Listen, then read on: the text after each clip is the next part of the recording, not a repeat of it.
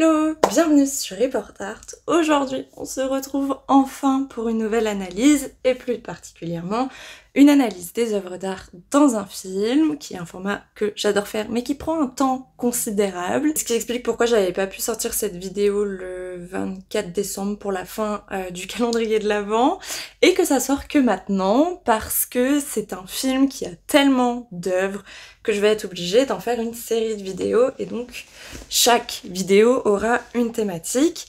Le film qu'on va traiter, c'est Dilili à Paris, qui est un film de Michel Oslo qui date de 2018. Petit résumé pour pas trop être perdu, et c'est pas grave si vous n'avez pas vu le film, j'espère vous donner envie d'aller le voir parce qu'il est vraiment super. Dans le film, on va suivre Dilili, qui est une jeune fille franco-kanak et qui va enquêter sur la disparition de jeunes filles au sein de la capitale. Accompagnée de son ami Aurel, ils vont traverser le tout Paris de la Belle Époque et rencontrer une multitude de personnalités importantes de ce temps-là. Et aujourd'hui, on va s'attarder sur l'une d'entre elles, qui n'est autre que Sarah Bernhardt, qui est une star à l'époque, et peut-être que je suis un peu fan de son histoire.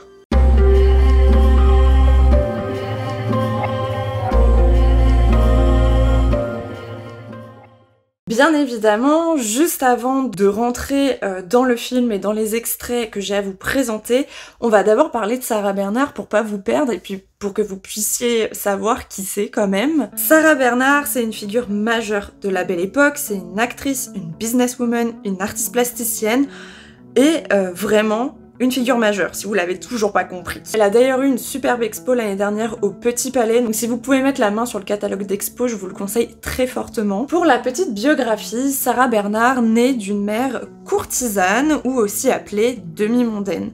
Ce sont des femmes qui se font entretenir par un ou plusieurs hommes, et ça permet à des jeunes filles qui viennent de milieux très pauvres de pouvoir évoluer socialement et de pouvoir gagner aussi de l'argent et un confort. Pour les plus connus par exemple, on a la Belle Otero ou encore la Paiva avec l'hôtel de la Paiva que vous pouvez d'ailleurs visiter. Paris à l'époque c'est à la fois une capitale du divertissement, du bon temps, de l'effervescence et de l'extravagance, mais c'est aussi la capitale de la misère.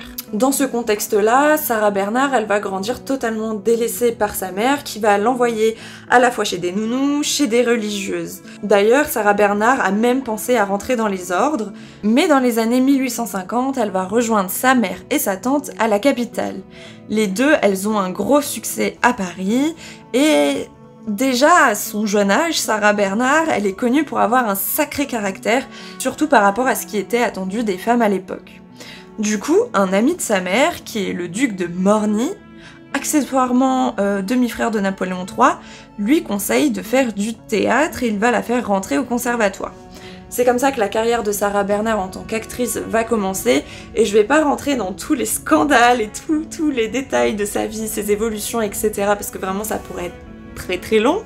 Et voilà, je vais juste faire un petit début de biographie histoire de pouvoir la situer. Ce qu'il faut retenir, c'est qu'elle aura une vie bien remplie et que grâce à sa personnalité bien excentrique, elle va s'imposer dans la capitale.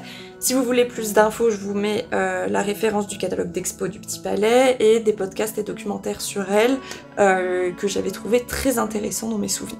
Et du coup, pour le film de Michel Oslo, ça paraissait obligatoire d'inclure Sarah Bernhardt puisque extrêmement influente dans ce contexte-là. Mais avant d'aller directement la rencontrer dans le film, on va avoir quelques références dans les rues de Paris. Je veux observer les Parisiens à mon tour. Je suis la personne qu'il te faut. Qui est cette Louise Michel? C'est une personne qui dit toujours ce qu'elle pense être juste, quoi qu'on lui fasse. On la voit partout. Oui, c'est encore une superbe affiche d'Alphonse Mucha. À l'époque supposée du film, puisqu'il mélange plusieurs années mélangées, elle prend la direction du théâtre de la Renaissance et elle y joue aussi. Donc elle est à la fois directrice et actrice.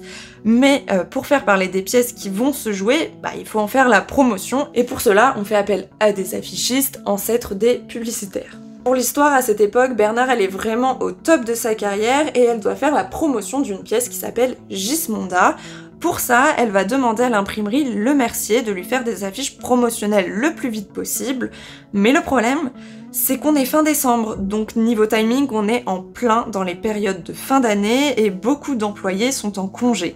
Mais par chance, on a un certain Mucha, qui n'est absolument pas connu à l'époque, qui est présent dans l'imprimerie pour remplacer un ami.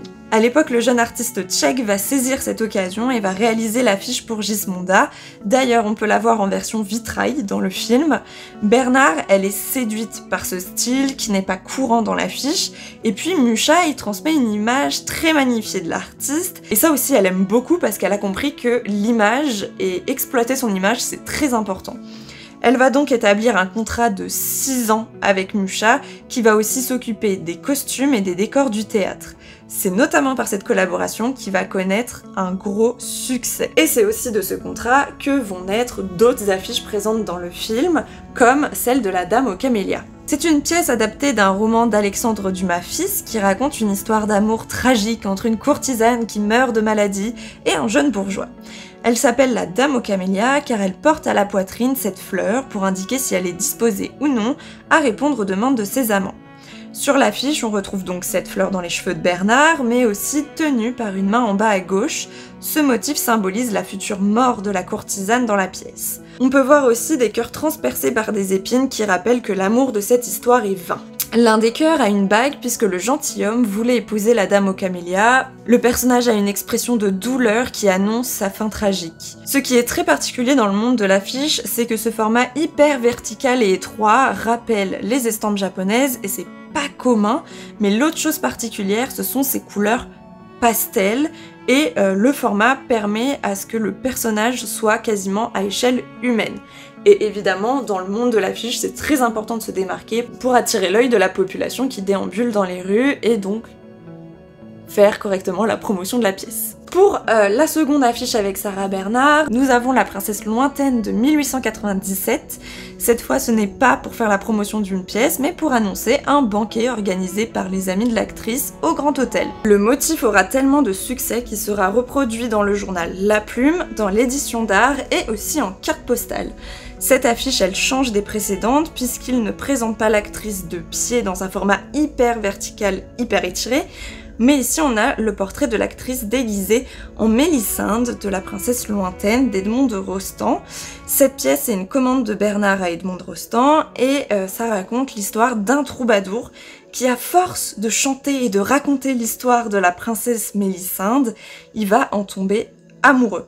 Sachant qu'il lui reste peu de jours à vivre et qu'il ne l'a jamais vue, il va tout faire pour la rencontrer. Le costume de l'affiche est le costume qu'elle portait lors des représentations, et c'est Mucha qui a fait la tiare ornée de lys qui est juste sublime. Mais voilà pour Sarah Bernard dans les rues de Paris, et maintenant on va enfin pouvoir aller visiter ses appartements. Plus que d'une armée, c'est le fait d'un état-major. En vrai, ces appartements, ça ressemblait plutôt à ça, mais dans le film, on a une belle compilation d'éléments art nouveau qui, comme vous l'aurez compris, Sarah Bernard, avec sa collaboration avec Mucha, a eu un gros rôle dans cette tendance, en plus de sa production personnelle. Je vous préviens, je vais pas détailler chaque meuble, chaque céramique, chaque élément décoratif, sinon on n'est pas sorti, mais je vais essayer d'en analyser un maximum. On va d'abord regarder ce fauteuil tournesol où se trouvent Marie Curie et Louise Michel. Dans la vraie vie, il s'appelle le fauteuil Le jour et la nuit de Georges Rey, réalisé vers 1900-1906. C'est un objet dont il est dit qu'il a appartenu à Sarah Bernard, mais à ce jour, on n'a encore aucune preuve historique qui pourrait le confirmer. Et en plus de ça, malheureusement, l'artiste, il est très peu connu, donc c'est un peu compliqué de trouver une réelle preuve. C'est quand même intéressant de le mentionner. On a donc un décor sculpté qui recouvre toute la structure du meuble avec des effets de branchage et de racines.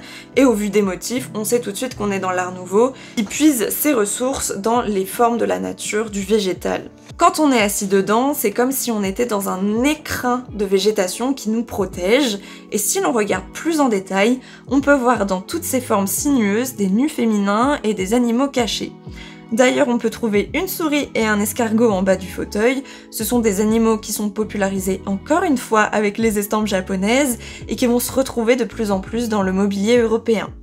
On y voit l'intérêt pour les formes inspirées de la nature et les réflexions des artistes Art Nouveau sur ces nouvelles formes.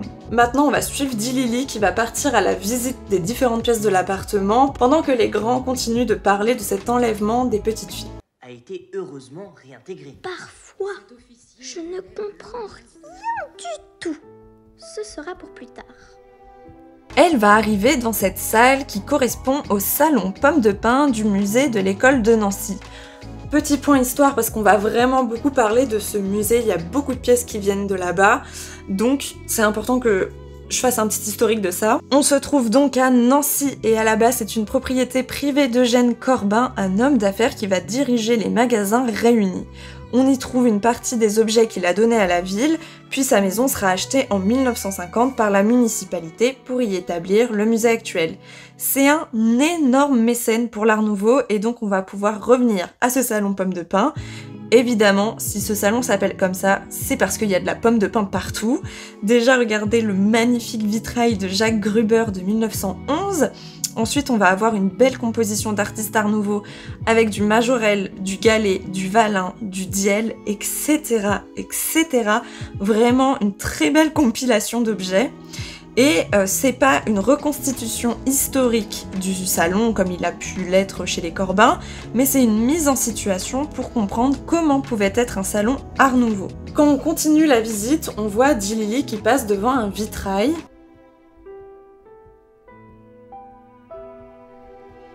Et une nouvelle fois, c'est de Jack Gruber, c'est le vitrail aux roses réalisé vers 1906. À l'origine, ce vitrail, c'était une commande de Corbin pour un de ses appartements, mais il va le faire déplacer dans cette maison. Concernant l'artiste, c'est une énorme pointure concernant le vitrail Art Nouveau, puisqu'il participe fortement à la popularisation de ce médium, à l'origine à connotation religieuse, comme ce que vous pouvez voir avec les vitraux dans les églises, tout simplement. Pour vous situer, Gruber, c'est aussi la coupole des Galeries Lafayette à Paris. Je pense que là, ça vous parle tout de suite. Étant basé à Nancy, il va réaliser ce vitrail pour son commanditaire, ainsi que d'autres pour cette maison. Nancy, c'est une ville qui va beaucoup développer l'architecture Art Nouveau et qui va avoir un style propre à cette région, qu'on appelle donc l'école de Nancy, ça va, c'est pas trop compliqué. Et évidemment, ils vont accorder une grande place aux vitraux qui font la transition entre l'intérieur et l'extérieur. Après ce passage, Dilili arrive dans la chambre supposée de Sarah Bernhardt.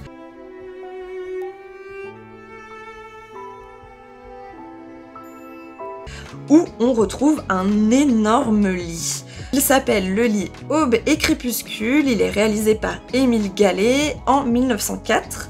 Ce n'est pas un meuble appartenant à Corbin, mais à un certain magistrat parisien qui s'appelle Henri Hirsch. C'est une commande qu'il a fait à Gallet à l'occasion de son mariage.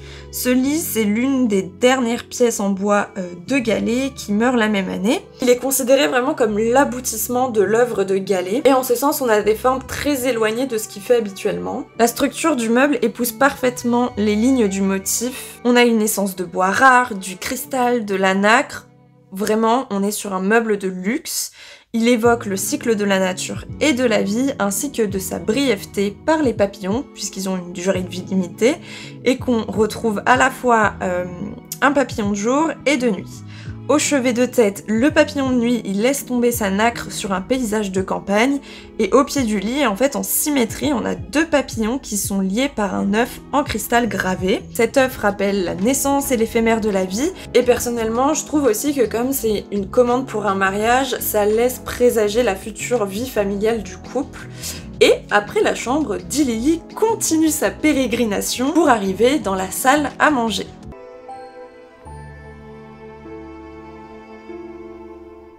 C'est une collaboration entre Eugène Valin et Victor Prouvé pour la commande de Charles Masson en 1903. Masson, c'est le beau-frère de Corbin et il accompagne ce dernier à la direction des magasins réunis. Cette commande, elle est réalisée pour son appartement à Nancy, au 8 rue de Mazagran. Valin, il va réaliser tout le mobilier et tout le décor en bois, et son truc c'est l'art médiéval, et puis il a une bonne expérience d'architecte, et c'est ce qu'on va retrouver dans cette salle à manger. De l'autre côté, Prouvé, il fournit les maquettes du bûcheron de la cheminée, il va faire livrer 10 panneaux de cuir à décor de rosier et 4 panneaux peints pour le plafond, qui représentent une allégorie des 5 sens, allégorie idéale pour une salle à manger. L'énorme lustre au centre vient de la manufacture de Dôme. Mais ce salon ne va pas rester très longtemps à Nancy, puisque pendant la Première Guerre mondiale, il va déménager à Paris, où Masson déménage dans un appartement avenue Foch, rien que ça, avec sa famille. Aujourd'hui, la pièce est plus petite qu'à l'origine, puisqu'il a fallu l'adapter à l'espace disponible. Après les pièces de vie, Lily arrive dans une salle éteinte, elle allume les lumières, et là, on voit une énorme salle de bal.